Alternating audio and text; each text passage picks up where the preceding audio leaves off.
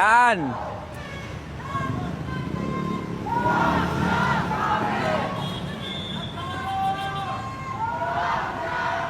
Yan mga boss. Nandito kami sa rekto para kalampagin ang gobyerno natin. Yan, i-record nyo na to. Putang ina nyo mga congressman. Galit na ang taong bayan. Ayan na mga boss oh. Galit na ang taong bayan.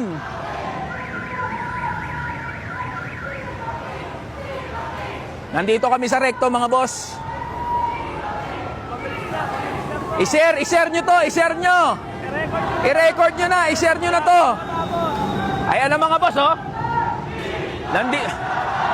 Ayan.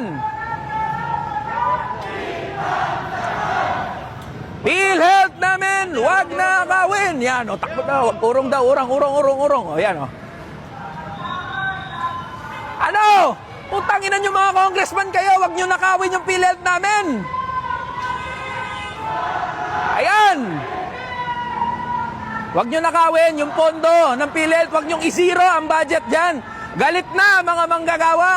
Galit na ang taong bayan. Mas magsiresign na rin kayo. Magsiresign kayo. Ikaw, Ledesma, CEO ng PhilHealth, putang ina mo, magresign ka na.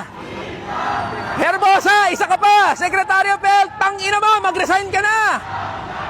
Kayo mga congressman, hayop kayo. Ayan na, galit na yung taong bayan. Oh. Magandang araw po sa inyong lahat. Yan. At masayang-masaya tayo dito dahil napakaraming pumunta dito sa rally natin. Yan. Para ipanawagan na ibalik ang pondo ng PhilHealth at labanan itong patuloy na panggagago ng gobyerno. Yan. Laban.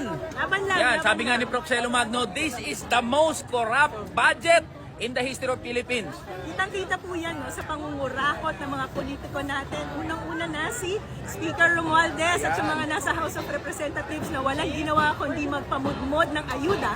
Samantalang tayong mga mamamayan patuloy na nagbabayad ng tax natin. Tama. Tapos, habang tayo patuloy na nagbabayad ng tax, yung binabayad natin, kinukurakot nila. Tama. So, nakakawala po talaga to ng dignidad.